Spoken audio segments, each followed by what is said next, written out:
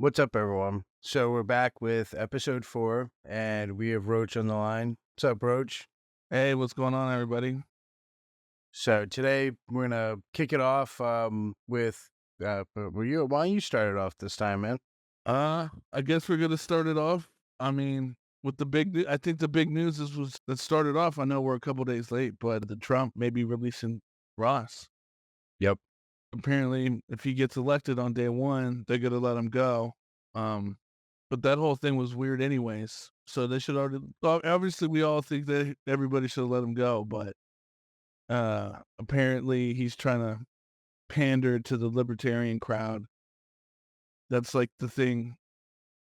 That was all really in the headlines last week, like on major headlines too. So Yep. Guys, I think they were in New Hampshire. They were like booing the shit out of him.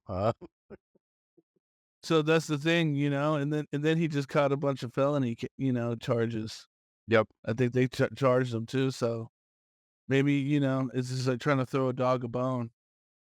Yeah, I mean, the feds are horrible. Once they get a hold of you, they pretty much run wild with it. And I think it's just crazy to me that like our choices are a dude who like is and I got no beef against people who got Fed cases. I had one myself, but a dude who has a Fed case and like this other dude who doesn't know what planet he's on. Nice, Joe.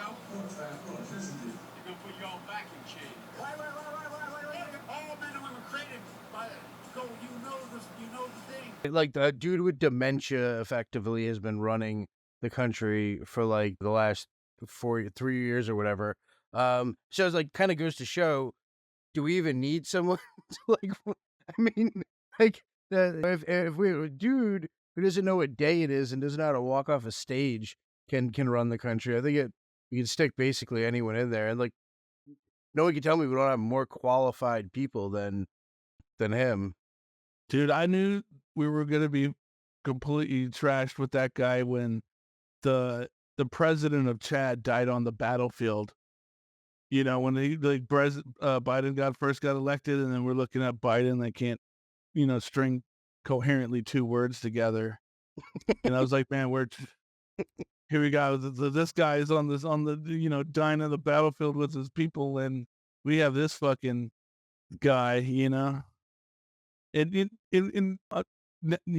looking at like where people are listening to us and stuff. So it's all over the world. Yep. And I bet you they're just laughing, having a field day with that shit. It's just very embarrassing. Yeah, I agree. So, but that's the thing, going back to Trump. Trump really wanted to win that thing. All he has to say is weed's legal. He's got to cut another check and let Ross out, and I think that'd get him going. Yep. I hate all politicians. Like I'm not a good one to have this conversation with. No, but and then apparently, like the third party, the libertarian guy, what was this? He had like a brain worm, like crawl into his head and die in there. Yeah, dude, this is what we have. This is the best. Telling you. Anyway, but that whole case is all messed up. And then doing research on it, the arresting guy, that Chris Tarbo guy. Yep. I mean, he even got out and did a crypto company himself. Yep. He's, and it's weird how like everybody that's on that case got out and got on crypto. It's like a very strange thing.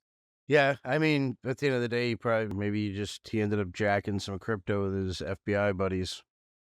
Maybe they had that Carl Force guy to go down with them, and then that Sean Bridges, but they were corrupt. And that's the thing, is like, how did they even lock him up just on that? Well, what was the reasoning on that, you think? Like, what do you mean?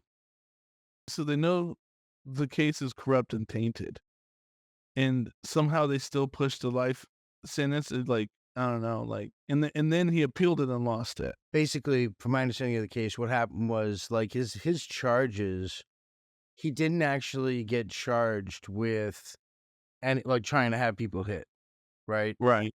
But they brought it up and they used it for sentencing purposes, which is crazy because at the end of the day, like if you're if you're not convicted of something, you're supposed to be able to use it for sentencing purposes. Oh, so it was like to trying to get the people killed is the Yeah. thing that they brought him down. Yeah, when he tried to have like 2 or 3 people whacked, and like they had brought that up, and that was one of that was like one of the purposes of his life sentence was exactly that. But the entire case, from my understanding, like there was a lot of issues that were inside of that case that weren't actually addressed because there's a saying, it's like the feds can indict a ham sandwich. And Right, yeah. yeah, what's funny is a judge out of, I think, the circuit court in New York famously said that, is like quoted for years. And later on, that judge got indicted. Wow. It's like Giuliani with the RICO. They used to Yeah. use the RICO to get him. Yeah. Wild shit, man. So like, but there was a lot of stuff, like I think from my remember, it was like Operation Onion Peeler, I think, was the name of the code name that they had for the operation. There was a bunch of OPSEC mistakes that like Ross had made, and a lot of people like to be like, oh yeah, he screwed up all these times, and like, yeah, he did, but he didn't have many examples to look at to have good OPSEC. Like nowadays, a vendor that gets busted or a darknet admin that gets busted, like, why did you get busted? But it's usually just sheer stupidity because there's been so many Right. people that have made mistakes before them.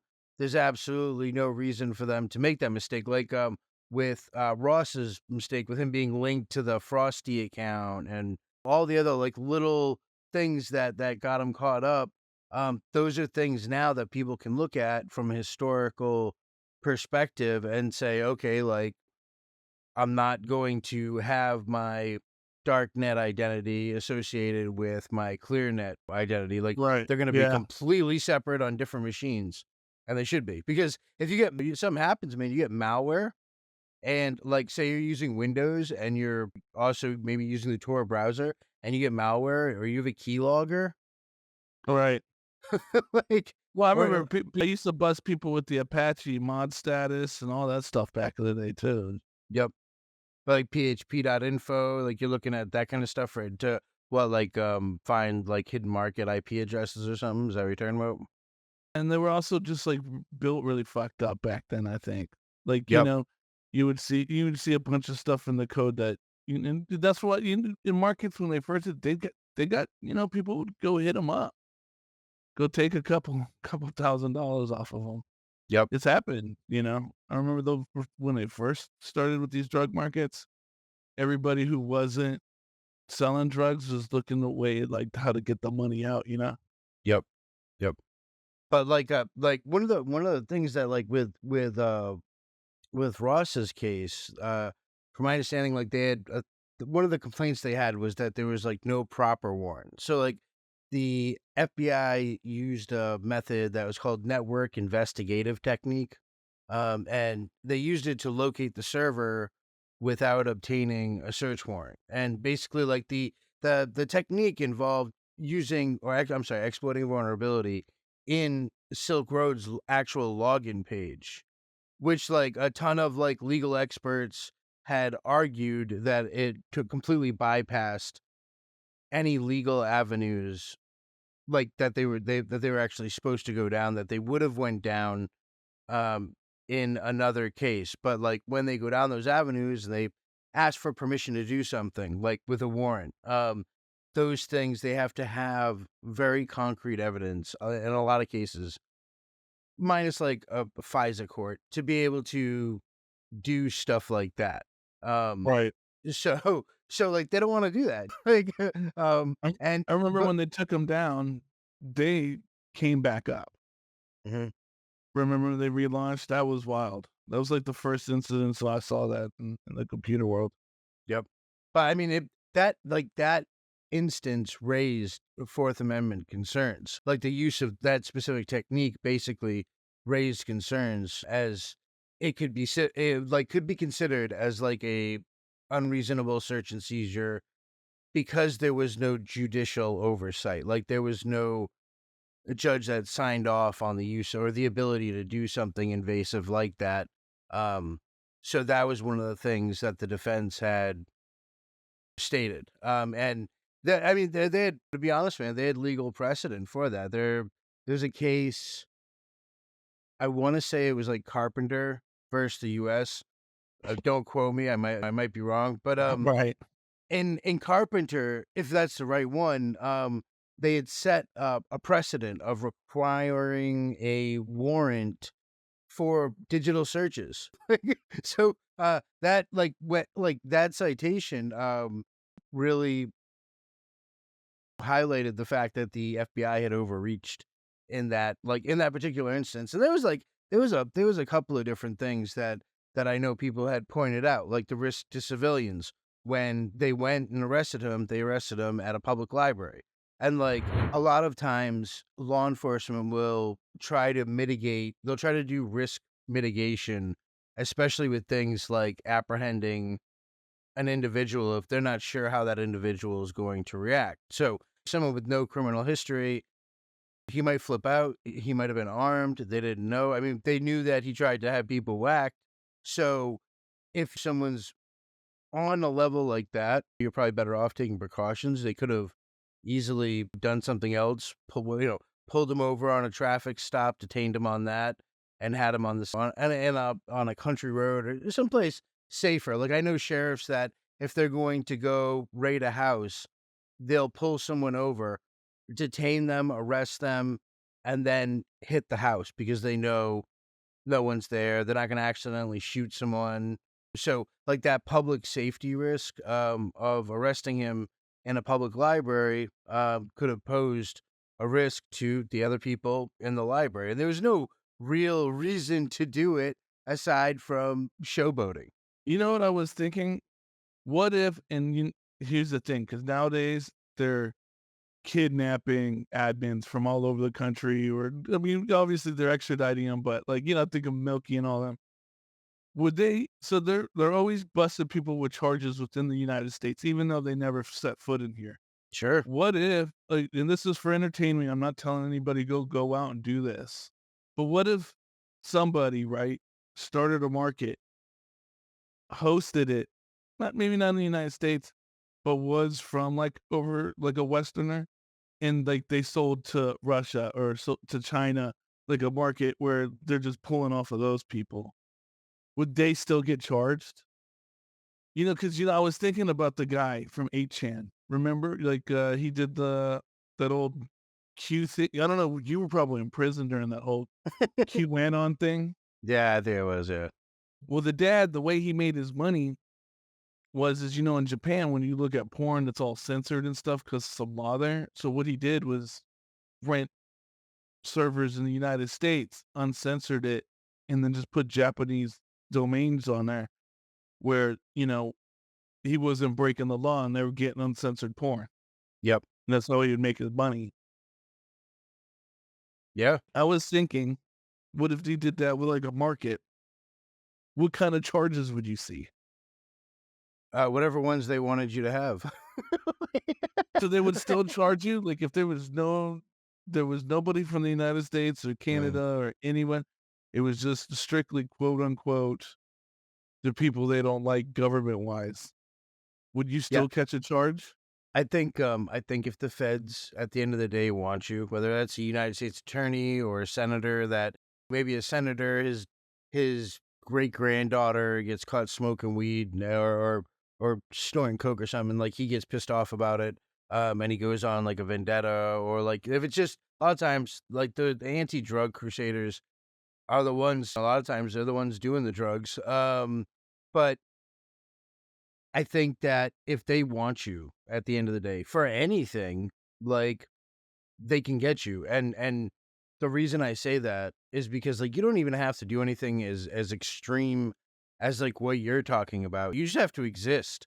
Like if there's just like a federal agent who doesn't like you, or a United States attorney who doesn't like you, or something like that, you have people in positions in this country that can totally decimate your life, and you have no clue how powerful these people actually are. And like I say that, and as a point I've made before, like on my channel, where it's like you take a lawyer who studied law for 7 years, and they don't memorize all the laws. Like, they can't. It's literally impossible. I could turn around right now, take all of, like, intellectual law, international law, civil law, family law for every different state, criminal law for every different state, Right. federal law, and take all of that and plug it into an AI. And even then the next week when there's a law passed and it's 1,000 pages, 5,000 pages, like, even an AI wouldn't be able to keep up unless you were constantly feeding it things that had changed. And then you have cases that get overturned, so you'd have to be plugging that in too. So, like, what's my point? My point is that even something that never sleeps and has the ability to memorize copious amounts of data in or store it in fractions of a second couldn't know every law and follow every law. Right. So, and someone who studies the law, they can't do it either. Right? Fucking lawyer can't do it, and they study law for 7 years. So none of us have a fighting chance. So if they want you, basically, all they really have to do is watch you for a few days. And there's a study by a professor and a book put out by a professor named, I forget his first name, but something Silvergate. And the name of it was 3 felonies a day.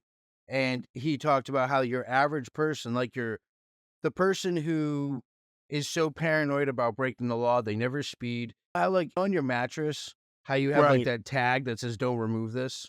Oh yeah.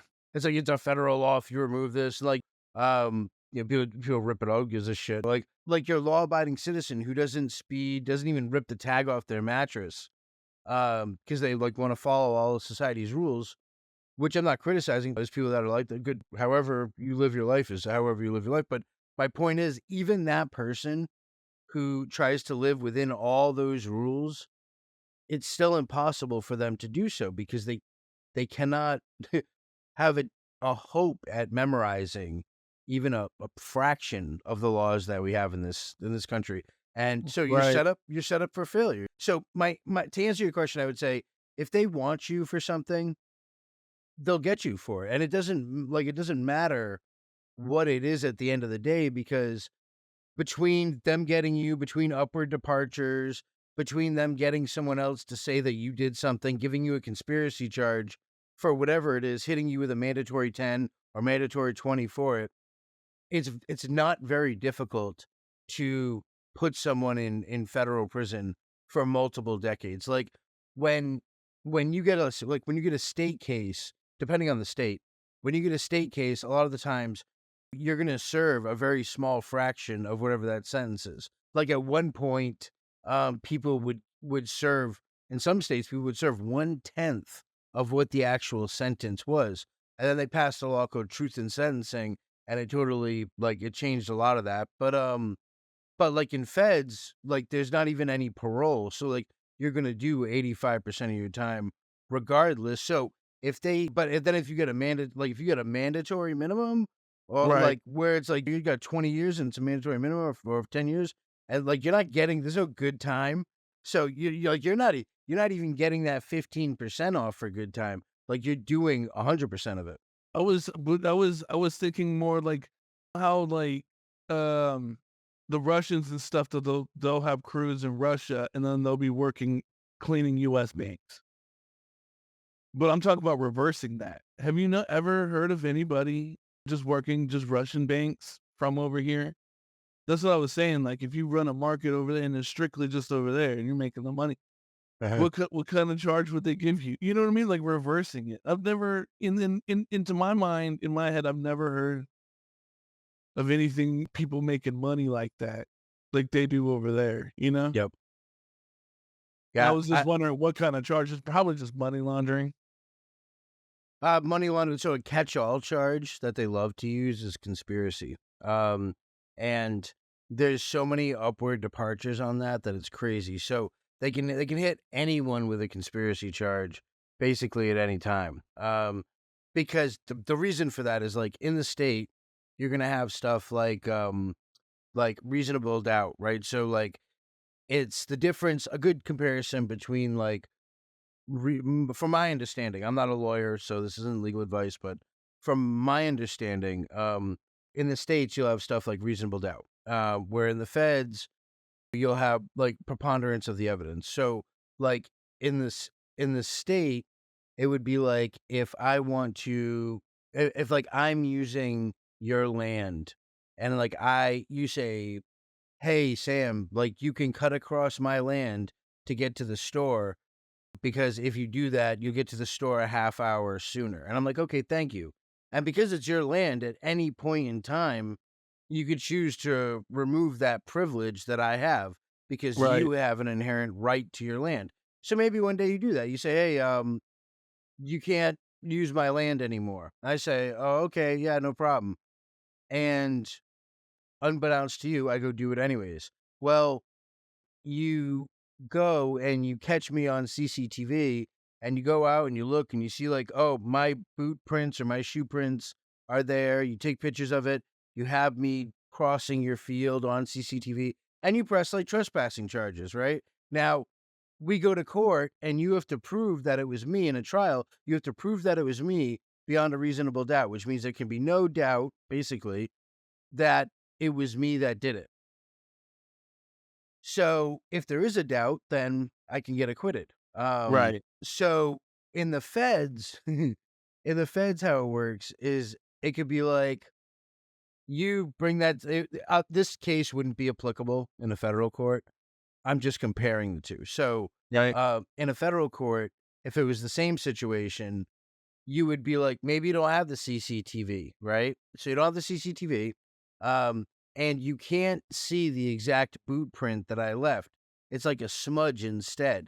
So, like you say, oh, well, like, so they're like, all right, what's the evidence? Like, oh, I have this smudge, this indent on like the wet grass, and you can't clearly make out that it's Sam's boot, and you can't clearly make out the size of the shoe, but it looks about the same size as Sam's boot print. Um, Right. and it's like, okay, well, what else do you have? Well, I told him he couldn't cross the land, and I think it's him, and like the shoe print looks about his size. A judge could be like, well, and that's good enough and find you guilty because they're looking at the evidence and saying, do I think this person did it based on the evidence that's presented? So with a state court, it's much more, it's a much more higher standard because you have to prove it almost as a conclusive fact. Whereas in the feds, the judge just basically has to believe it. Kind of. So my like if I walk up in the court and be like, "Hey, Your Honor, it's okay. I stole this from ISIS. No need to pay taxes." They'd be tripping. So what they would do, because I mean, it's a business, is they would probably seize your property, or they would say if you stole something and it's worth so much, then that's an enhancement. We're gonna charge you X amount of money to pay restitution. I mean, not to the person you stole it from, but to us, the courts, even though you didn't actually do anything to the courts. And that's Yeah, kind of like, that's their enemy, man. I stole from their ops. They should be cheering me on. yeah, I mean, I think it's debatable on who the enemy is, considering the fact that we have more people incarcerated in this country than any other country ever has in the history of the world. Right. Maybe the enemy is actually everyone that's not a god level person. That's not a doctor, or a senator, or a lawyer, or inside a particular system of control. Right. Um, that would be an interesting philosophy to explore, and I think there's some merit to that. But then again, they'll also they'll indict their own people too. Like I said, that judge, for example, he got indicted. So I think it's like an open house on everyone. But I don't think that unless you're actively investigating, that you can break federal laws and be cool with it. Like, I know feds that have broken federal laws. I had agents that broke laws in Right. my case to catch me. My OPSEC was specifically set up to make them have to break the law in order to catch me, and they did, and it didn't matter. So, so I can tell you with absolute certainty that um yeah, like you can in certain situations, but I don't think you could in any of the situations that you've enumerated. Man, they're just hating all around. Yeah, yeah. Well, I mean, it's a business. The 13th Amendment clearly says that the only way you can be basically a slave is if you're convicted and duly convicted. Well, that's man, such let's get to some happier news. Some dude won 76,000 on the Archetype Lotto. Yep, yep. The That's numbers awesome. haven't been released. I was asking for the numbers, and then they didn't give me the numbers. You know, because I would play those numbers, and I'd like to play the Lotto. Not that Lotto, but I play the Mega Ball and all that. Yep, yep. I'm the type of dude that plays my certain numbers, and sometimes I'll do numbers if I've been hit, weird ritual shit like that. But yeah, man, Yep. I wonder if that 76 changed that person's life. Hopefully that person's fiscally responsible and it doesn't blow it all on heroin and fucking crack parties. Yeah, yeah, yeah. I mean, it it is what it is. Because at the end of the day, if that happens, then there's gonna be some other dude that's overjoyed about it. You know, some drug dealer. Right? He'll be he'll be able Ex- to go do his own thing. So Yeah. Well, has there been any other winners from like because the lotto you're referring to is the Archetype Darknet yeah. Markets lottery that they had. Have they had like any other I think winners this and is the like first. I think this is the first guy. no shit? I know people was winning on the dice, Yep. and but they took that away because that's the certain dice is the certain things, right? And plus, and then once again, like I thought that it was novel because where we're playing that game is a danger.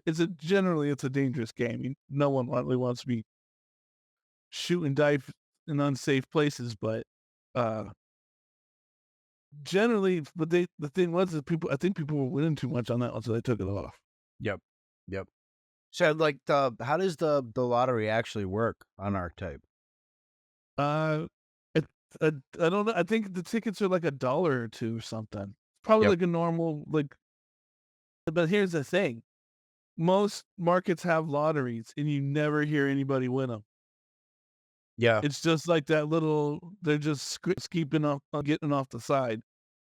This guy actually says that, hey, this guy's well, he hasn't let who has been known, but somebody hit it. So Yep. supposedly. But I'm just saying that's good news. Hopefully somebody that changed somebody's life.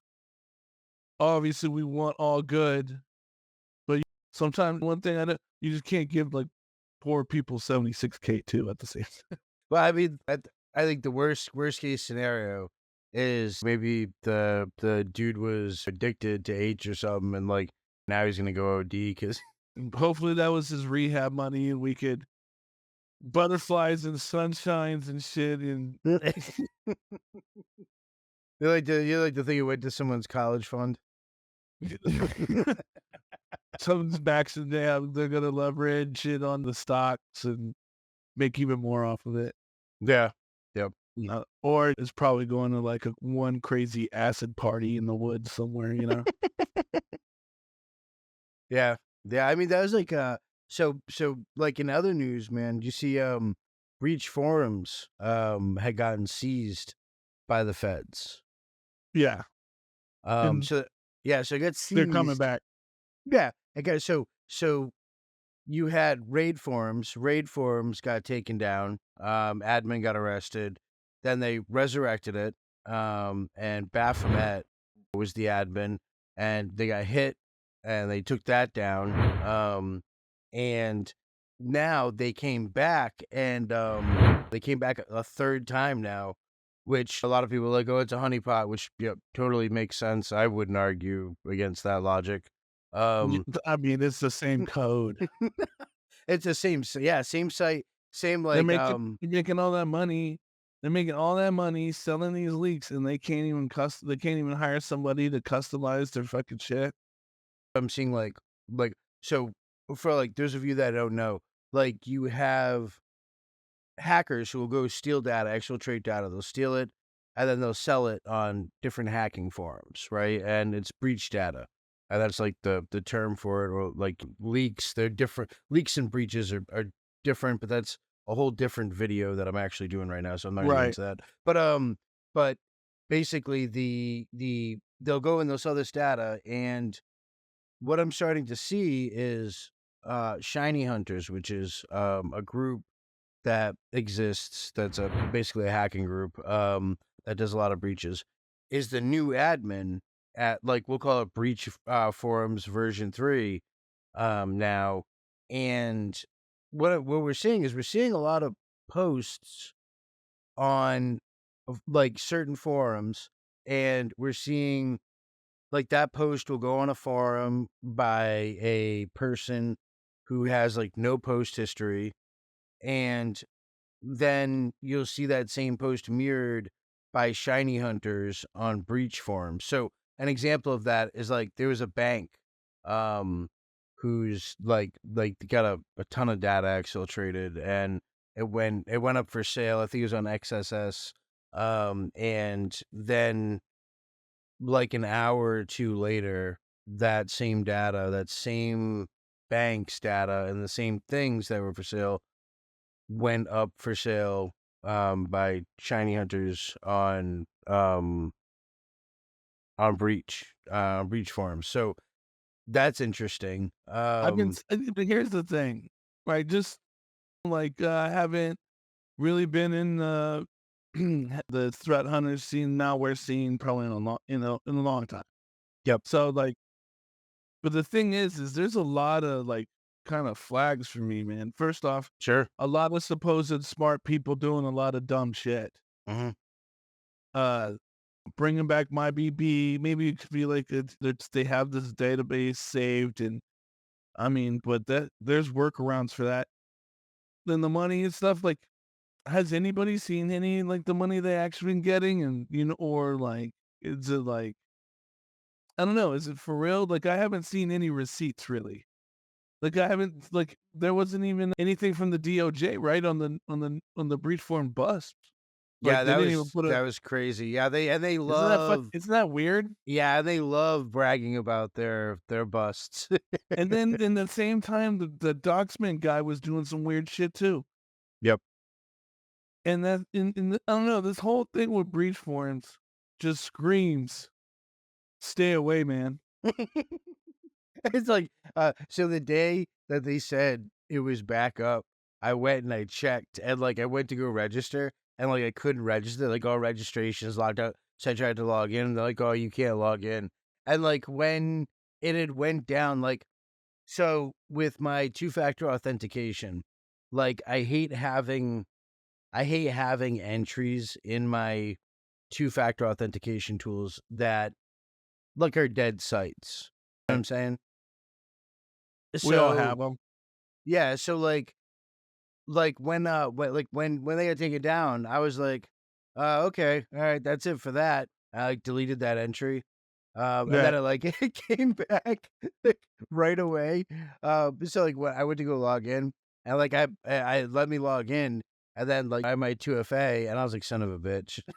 so so I had to create a different account for it. And then like I made in the intro post, I was like, listen, like, don't rep this account. Like, cause like what happens is like when I make accounts on these forums, because like a lot of people in those worlds watch this content, or at least Right. know about this content. So like when I hop on there, I get people that like upvote me, or like will like send credit to my account to like up my reputation. And I had to tell them on this one, I'm like, listen, don't rep me on this, because I'm trying to get my other account back. And I wrote Shiny Hunters and Right. Hollow. And I was like, hey, listen, because it's a forum account, dude. So I'm like, yo, can you remove 2FA? You're an admin. I know you can, because I've been an admin on various forums. yo, can you remove 2FA off my account and so I can reset it? And I messaged him that like days ago and just heard absolutely nothing back. I mean, could be they're just busy. Could also be like there's no like it's maybe the FBI is just too busy to respond back to me right now. Or yeah, in the way that I mean, if it was a bust, sometimes when these forums, I remember like I think it was Dark Node or something, or the original one, not the market that ripped their shit off. But yeah, I think didn't one of the admins get busted carting gas in Canada somewhere? You know, they get busted doing the dumbest shit. And what's crazy, man, about a lot of the especially I mean just like maybe not like dudes who like a lot of hacking charges I see dudes get hit real hard. Like they get Right. like I see dudes get 15 years for hacking charges. Like the feds really don't like that. It's like money laundering. There's certain stuff they really hate. Like you'll see pedophiles get 2 years, and then you'll see a dude who broke into a database get 15. They just smoke him. It's like Right. when they took Mitnick and threw him in solitary for like 3 years. Like, Right. because they're like, oh, he can whistle the launch codes for nuclear weapons on the phone, and it's just it's out of a complete lack of understanding of technical related stuff. But no, I absolutely agree that you see some, and that's what kind of like what I was saying earlier with like when you see some of these darknet market admins who make or even vendors that just make horrendous like operational security mistakes. One of them that I covered on like Darknet Demystified, this guy had purchased shipping labels, like 1,000 shipping labels with like a credit card in his name, got it sent to his address, and then all the packages he shipped with those labels. And because he shipped them with those labels and he had an account on the site, the feds could see every single package he ever shipped. Not only that, the return address he was using was his apartment address. Mhm. It's like, so, but there's like, you have people who get into this stuff who have no background in cybersecurity or even information technology, just on a basic, like a customer service level, like a basic call center level. Oh yeah. They have absolutely no experience with any of this stuff. Like maybe they sold drugs on the street or something, and now they think like, oh, I'm qualified to go sell drugs in the dark end. It's like, dude, like you should really have like 10 years of information technology and information security training, and then you should understand operational security and how that is culminated in with those other two things, along with physical security and forensics, and like it's just crazy. And that's why like I tell people, like if you are qualified to be a darknet vendor, like you are set, man. Like you can pretty much do anything that you put your mind to because you've operated like you've operated a business in such a hostile environment, or you knew so much to be able to even get to that point that you should do something else. But then you have those other people who don't know anything and just elect to do that, and what they don't realize is like the adversaries you have, the local dealer who sells powder coke or whatever, like his adversaries might be the town cops or maybe like the DEA at worst. Um, but like when you're doing this stuff with the darknet, like your adversaries are global. Like now you're taking on like Europol, all these, which is a culmination of like 90 agencies alone. Right. But you're also taking on every American organization and the German police and all these other and like, dude, if you don't even know OPSEC, this is the same guy who's like on Facebook talking about like or IG or whatever or Snapchat, trying to sell on there. Oh, I got that fire. DM me. But one thing too, I would add for your common sense. Yep. Look, you gotta have some common fucking sense, and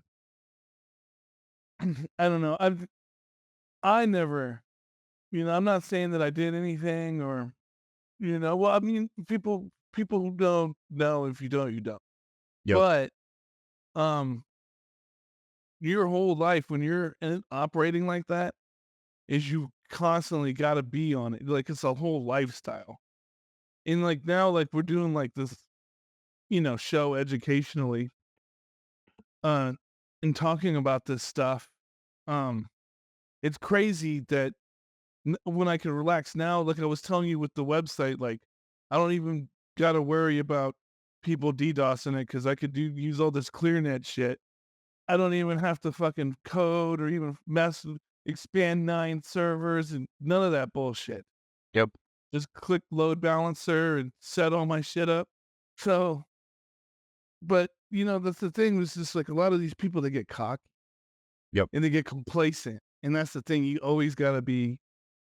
You can always gotta be in your head, like, man, I can never be caught lacking, because because that will get you.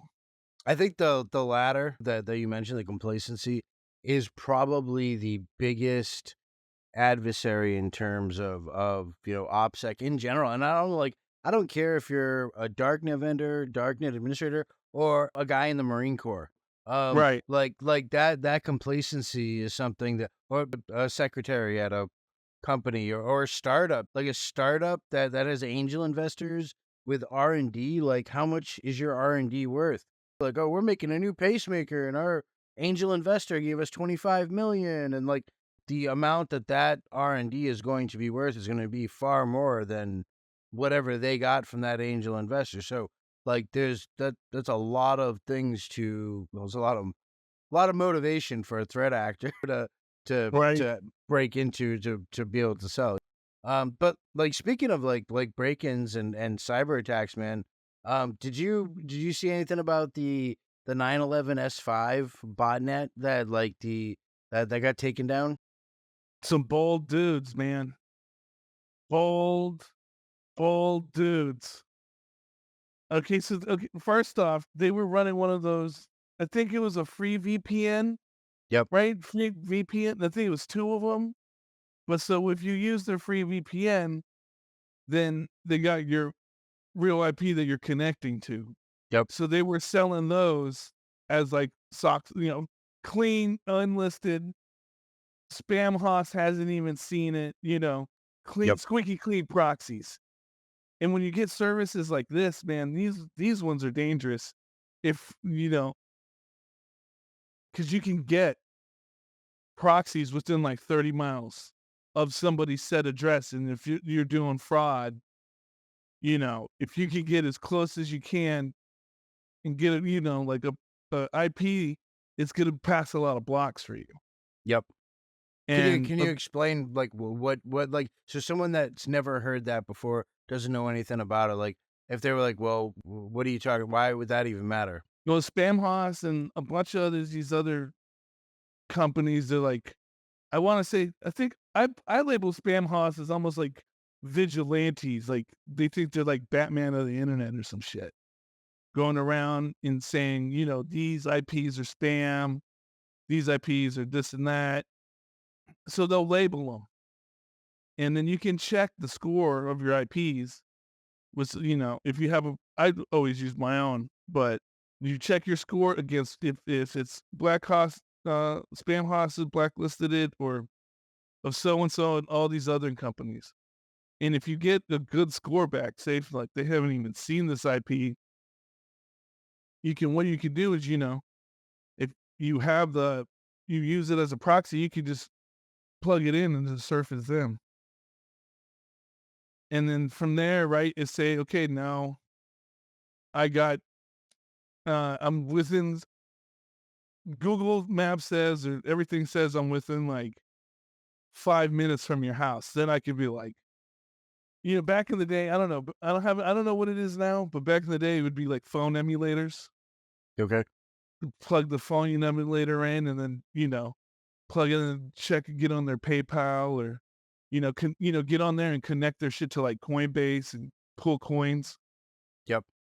Yeah, I remember the spoof card back in the day. There was a card if you went to like a gas station or like a CVS sometimes, they had a card called a spoof card. And you could go in, you could buy the spoof card, and basically what it would let you do is like if I'm calling you, I would go and like I would dial the number, and then in like an automated bot would be like, "Oh, what phone number do you want to use as like the return?" And I could plug that number in. So like maybe I want to like prank you. So maybe I do it and I put in like the FBI's headquarter numbers or CIA's number. And then I call you, and on your caller ID, with the spoof card, it shows up as whatever number I put in.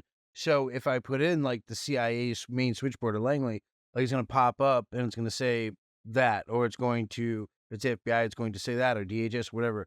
And then you could do the same thing. You can spoof texts too. Now, obviously, like if you had law enforcement investigating this thing, it'd be fairly easy to figure out who did it, unless you knew for a fact that your phone was good and you had like a complete burner phone that was totally clean and de-googled.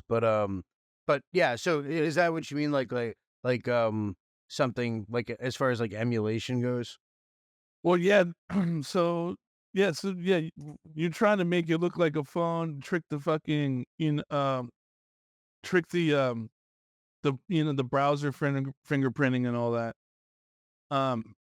But the thing with these guys too is, they have on base, they have their Post Exchange, right, which is a company kind of called AFES. It's a PX, Okay. right? And what's a PX? The Post Exchange. This was where you go on base to go buy all your stuff. Okay. They got like brand new Jordans in there and like no tax. The stuff that they sell to the soldiers. Okay. But they were making accounts and then running it through AFI somehow, which when you mess with the military, they're gonna dude, the government, and they found that, dude, the government's gonna just like completely nail them to the wall, bro. Sure. Yeah. So like, but from my understanding, they had like 19 million IP addresses globally, and some like 600,000 that were just US specific. Yeah, that's the thing too, and they got it all from like the fake VPNs. But I know the charges that I had seen was like cyber attacks, fraud, child exploitation, harassment, bomb threats, like So the, extortion ev- violations. Like, everybody that they sold those IPs to, that's what they were doing on them. yep, yep. And then they had pandemic fraud. There was like 500,000 fraud unemployment claims that they had put in, that they said was like it was like 5.9 billion in losses in total That shit. for the fraudulent unemployment claims, from my understanding. Okay, so like I remember a few episodes back, we were talking about like fraud being really big in the hood, Sure. and that kind of reminded me of this. I was back, home. This guy was telling me about and he kind of knew what he was talking about, but RDPs, Yep. and he'd bought them from a place where they were actually like, it would be like a dentist office and stuff. Yep. And he would log in, and he's like, "Why, when I log into it, there's websites opening up and the mouse is moving?" I was like, "'Cause they're the people that you're on, they're actually using the computer, bro. Yep. Don't wait till see where they're at. Wait till the nighttime and then go on there." But yeah, that reminds me of stuff. So it's like people doing crazy shit like stuff like that, and then selling Elvis, man, like this other thing with the Graceland auction Yep. sale. Yep. Yep. To wrap up with the other one, there was like they I think they grabbed like 70 servers or something from those guys. I mean, they hit Elvis, man. And then And oh no, I'm talking about the other guys with the oh, VPN. Like they're looking at like 65 years or some shit like that. they're probably looking at a long time. Yeah. So it's probably more because they were running things through the exchange, man. Yep. And that like, I don't know. One thing maybe is that I grew up learning from just other hackers who were getting arrested and stuff around me and stuff. was never steal from the military or the government, never Yep. impersonate them, never just leave them alone. Yep. Don't attack them, don't do nothing. So running, cashing out through AFIs is completely crazy, man. Yeah. It's gonna be like, was Jesus on the cross, but they're gonna put that throat through that one of those nails through the throat Yep. Yep. for that one. Yeah. They love to make an example. I mean, you need proof of that. You just look at Ross, who has no violence to his crimes and got 2 life sentences plus 40 years or some insanity for running a website. Right. And yeah, well, like we alluded to earlier, and trying to kill somebody. Yeah, but I mean, That was coerced. but I that feel that like. wasn't. I mean, he wasn't actually found guilty of that. So, like the fact that you can basically use for sentencing purposes something that wasn't even substantiated, or wasn't even something that they actually convicted him of is absolutely corrupt to me. Like you didn't find him guilty of trying to whack people. Oh yeah, but that's the thing is like I feel like they still think that they have like the upper moral high ground on things, and it's just like really falling apart, like the bridges Yep. and the roads, Yeah. But Yeah. Going to the selling Graceland thing. Do you want to that's talk? What are you talking about with Graceland? I mean, it's why? First off, it's a very specific target. Like personally, Elvis ain't got no money left. First, Do you wanna explain to like the people that are like in Gen Z what Graceland is? Graceland is just where Elvis used to live. It's somewhere, I think in like Tennessee, somewhere, right? Yeah, It's in Tennessee. I've never been, should, man. should we explain who Elvis is? Elvis is this guy that stole a bunch of music. Well, he stole and he made rock and roll Yep. ish. And this is before our time too. All I remember is looking at pictures of this guy and all like, somebody's great great grandma's out there losing her shit. Yep. You know what I mean? Yep. Yeah, I think it was Tennessee though. It's Tennessee. Yeah. And then but after watching that Elvis movie where Tom Hanks is in or whatever, and like the Colonel, like Elvis I didn't see it. completely got ripped off, man. They was it he was getting like I don't want to say like I don't know the facts, but I know he was getting ripped off. Yep. So to say this is like okay, you know, but I guess it was some sort of grift. Yep. Um and dudes, the hit I mean, that's kind of I kind of feel it's a little low. I'm not some Elvis lover and stuff, but they got no money. Yep. They get better there's better targets out there. Well, I agree with that. Yeah. Yeah, I think it was like they tried to auction it basically for like 2.8 or 2.9 million or so. It was something like there was like a high 2 point something million that they were trying to like auction it off for. That's got to be like somebody's weird bucket list.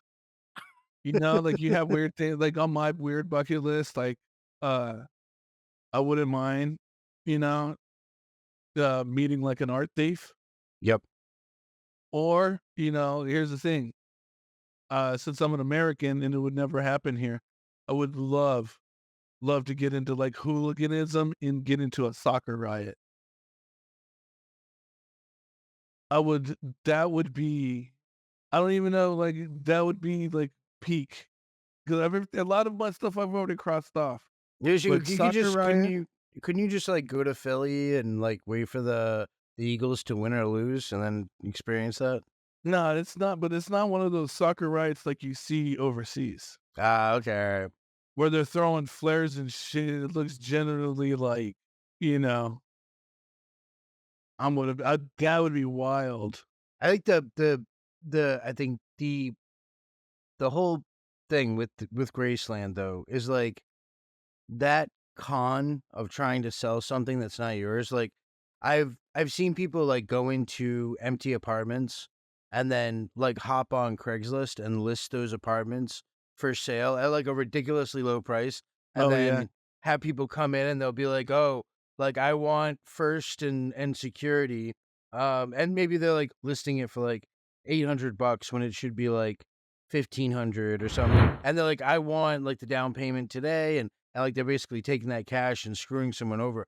But all of those kind of cons, um, there was a video I watched on social engineering way back in the day, given by some chick, and it was at a cybersecurity conference, but it was really good. She did really good with it. And the guy she had actually analyzed was this guy called Victor Lustig, I think it was. And he had tried to sell the Eiffel Tower, um, like twice or three times. right, And what he did was like he would say that he would say he was a government official, right. and he would talk to scrap metal dealers and tell them that they were gonna scrap it. and and like, dude, it was millions. Like it was crazy, crazy. And like he had done this repeatedly. And like you saw the same thing with the Brooklyn Bridge. The Brooklyn Bridge also got sold by a guy like Parker and McCloudy. Had sold it, I think, multiple times with like fake documents.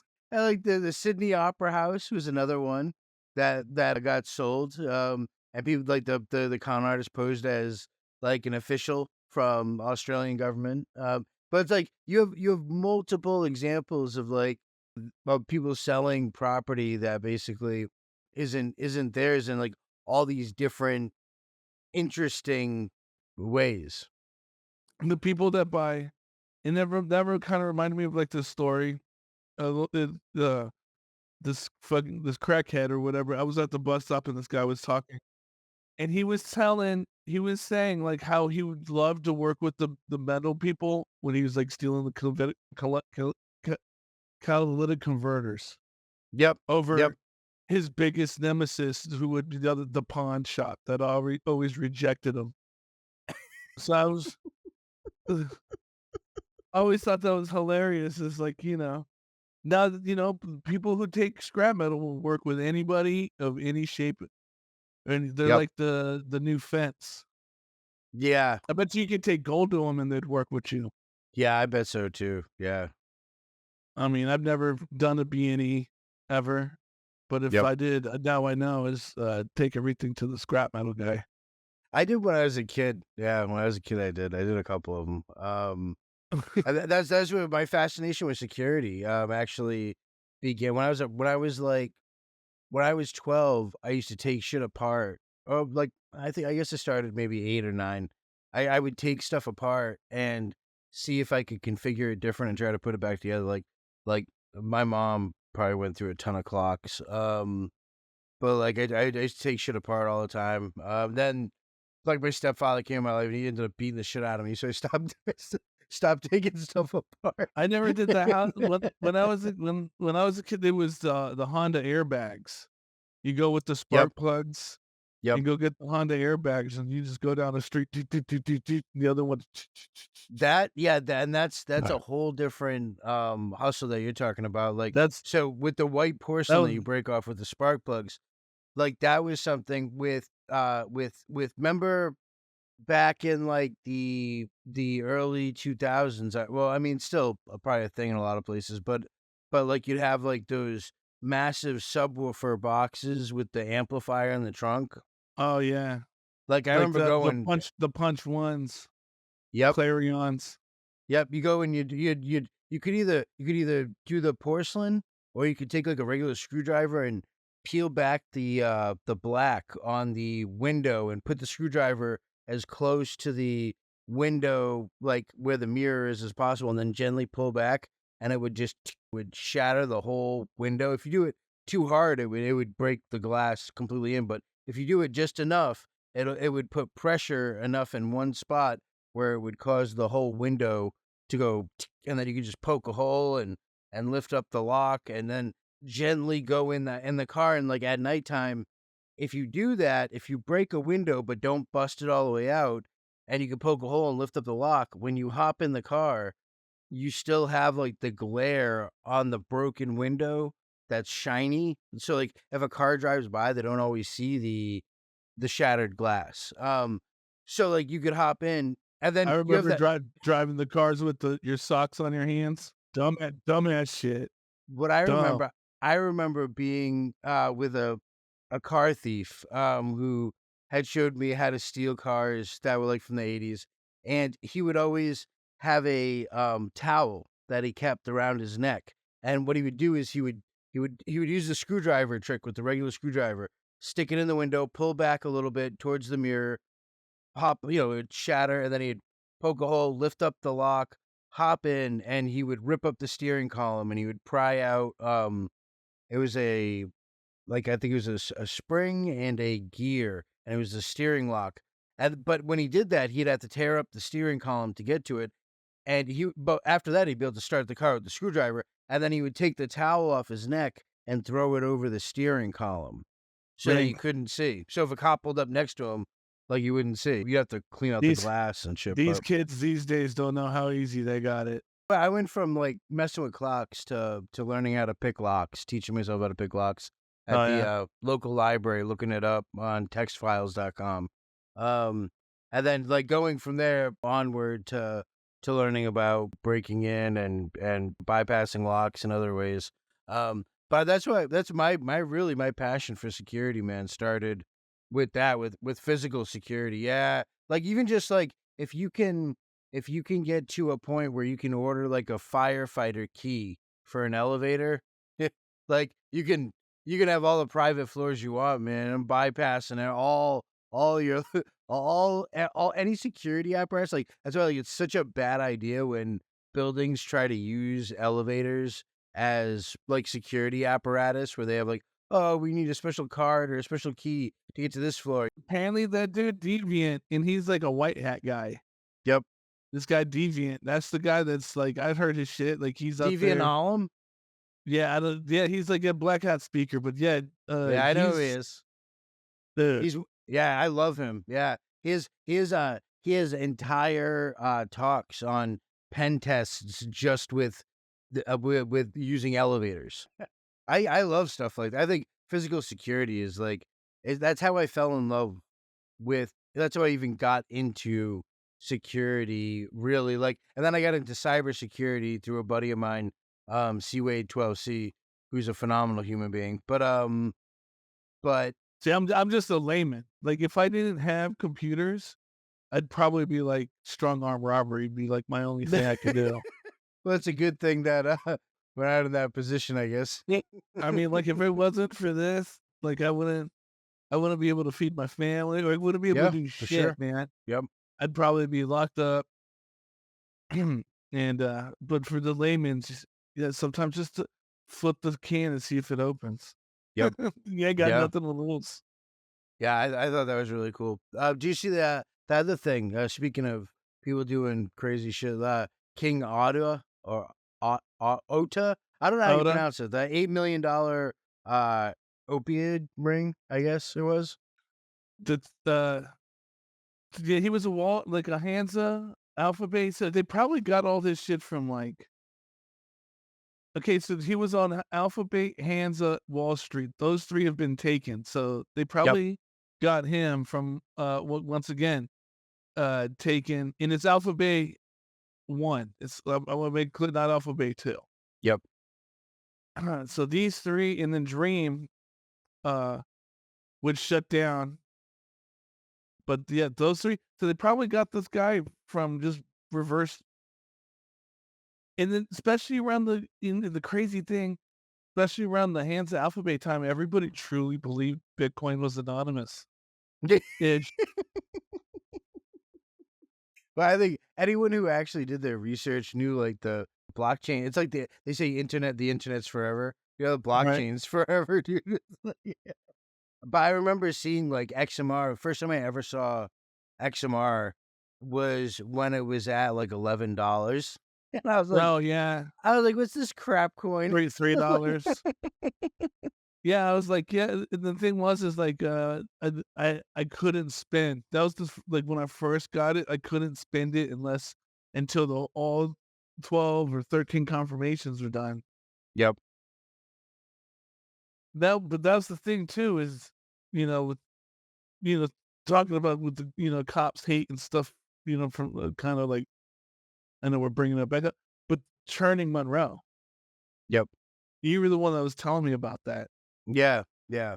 Yeah, so, like, sending it from one wallet to another, is something that, from my understanding, a lot of federal agencies really hate because it totally obfuscates any. I mean, you already have, like, ring CT, you have a whole bunch of things with XMR that prevents it from actually being something that you get screwed over with, but, like, it using churning methods where you're sending it from one wallet to another that are completely disconnected, from each other and have never been used for any other transactions is a really great way to obfuscate, like, if you're gonna do a cash out or if you're going to purchase it for, like, a nefarious buy, like, if you buy some stolen or you're gonna try to cash it out in some way, like, if you're gonna go, and try to move that XMR for cash or something. Do you think? Okay, so here's the thing too, is this with the tornado cash, and that was last episode, and like with all these coins, and we're talking about churning and stuff, and talk about uh Dash, aka which I refer to it. That's what I got down with this dark coin. That dude, Yep. that crazy Cody guy from Texas that was putting out all those 3D gun printed stuff out. He Oh, was a part of the Defense project. Distributed? Is that what you're talking about? Yeah, Yeah, yeah. that guy. But apparently he got some crazy chomo charges or something. That sucks. Or you never know, like, they would have penned it, I don't know, but the thing is I heard he got anyway, when Darkcoin first started, the idea was fucking awesome, but now that it's not Darkcoin, it's Dash, and it has an internal mixer built into its blockchain, would they go after the originators just like Tornado Cash? I mean, they can do whatever they want, and that's, like, I think the biggest thing, like, any question that starts off with, like, "Would the feds do this?" The answer is always gonna be if they want to. And the funny thing too was, GanCrab, the ransomware crew, Well, when they first started, they only took Dash. yep. And I just, I've never hear so much. I don't hear that much about the coin and stuff. I know there's you could mix and send shit. But the thing is, it's like I don't know. It's like who do they want to bang and how do they want to bang them? Yep. Rough or snuff style. Like Yep. this is your only two options. Yeah. Yeah. But Yeah. Yeah, but those dudes with the $8 million, like, opioid ring. Um, right, so it was from October of 2016 to, May of 2019, apparently, that they got them for, and they like, it sold like, they charged us, like, 300,000, pills or whatever that they had you, sold. do you see this part? It's an African name. I'm not gonna mess the name up. But he must forfeit his cryptocurrency now valued at 15 million.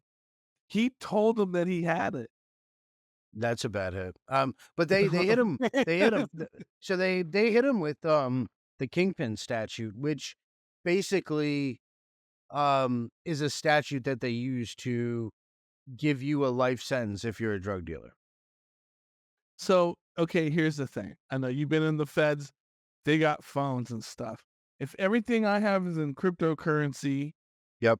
would I be able, like, I would, like, say if it was, I would use a smartphone to create a wallet and then only have X amount in there where it's not my main stash, but they could do crypto in up in the feds and stuff. You could pay somebody an XMR. Would they take it? Like, say, hey man, I need like 5 soups, some fucking weed. Give me a quarter, and I want this old boy down here beat. I don't want him thrown off the tier. Will you take XMR? So I can tell you for a fact, yes.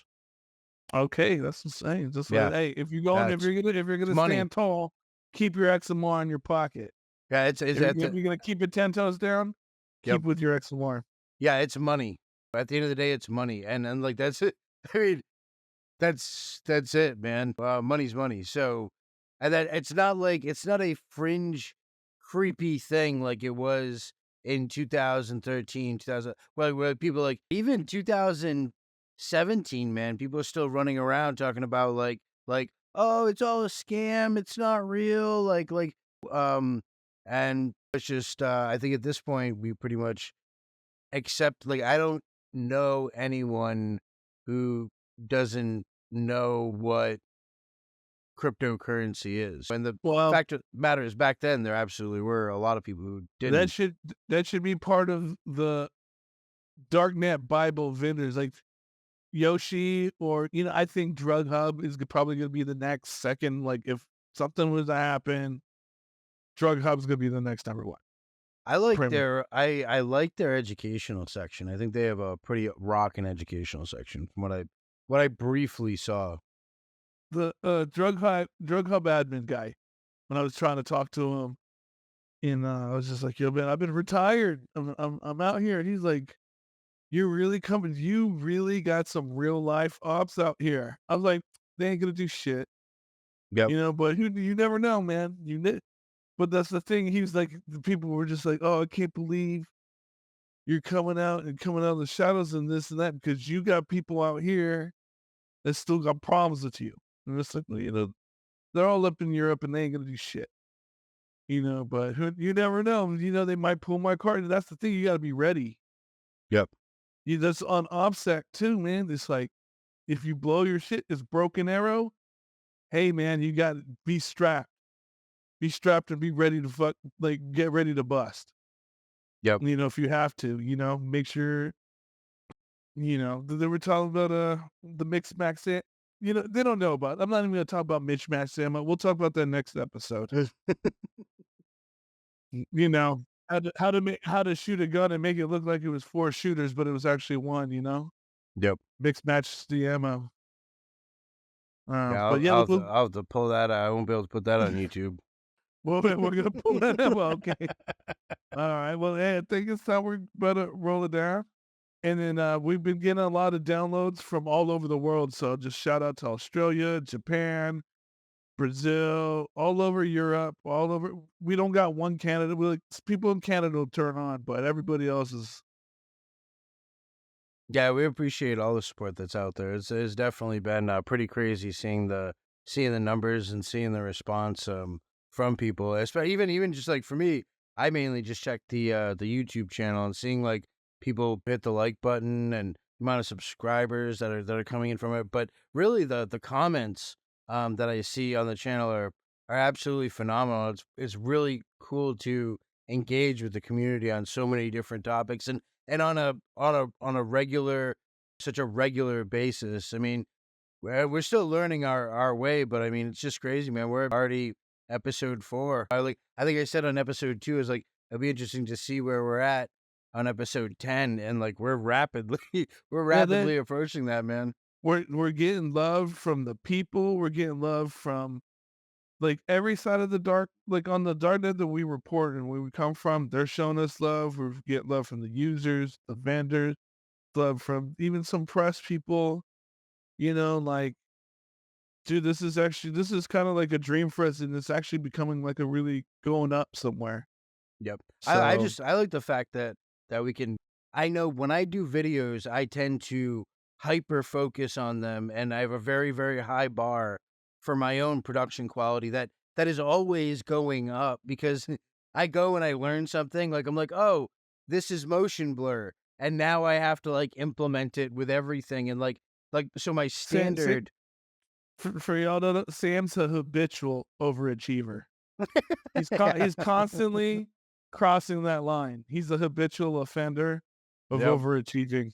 So the interesting thing about this podcast is it forces me to have to do an edit really fast. Like typically a 1 hour video, like the Archetyp video, would be like a month long project. Like where it's like 10 hours of video editing and it's like just constant hardcore video editing for me anyways, because And I'm still a novice. the fans' comments though, they're shaping the way that the video's coming out. So, and the Yeah. thing is, Yeah. is I'm gonna get a camera. Like I know you got your camera, I'm gonna get my camera in, Yep. but we're gonna do that after we, the LLC is all done and we can take donations and Yep.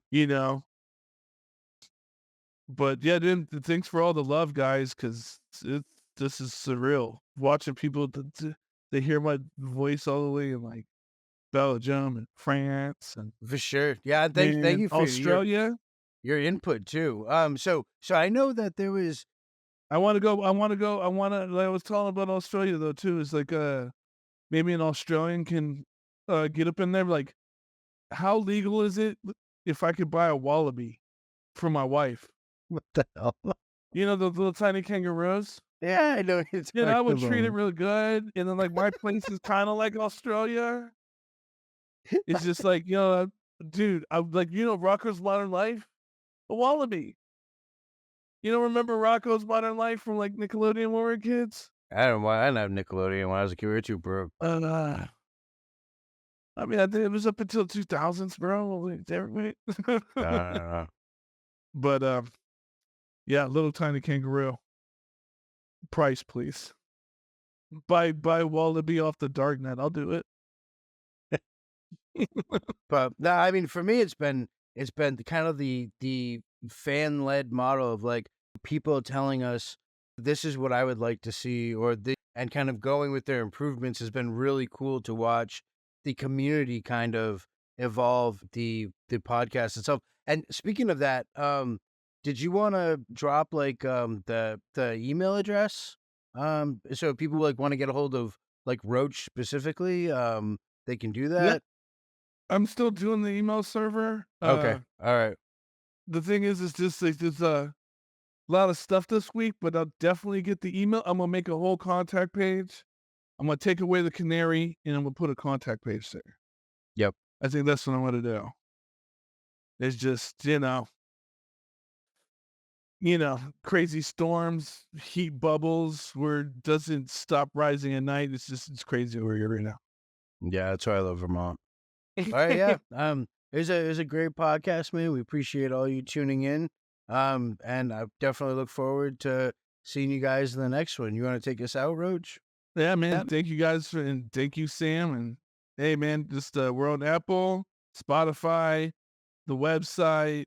Just check Antenna. Antenna Pod? Find us everywhere. We're on YouTube, anywhere and everywhere. And just if you're down with it, hey, tell somebody else, man. And thank you.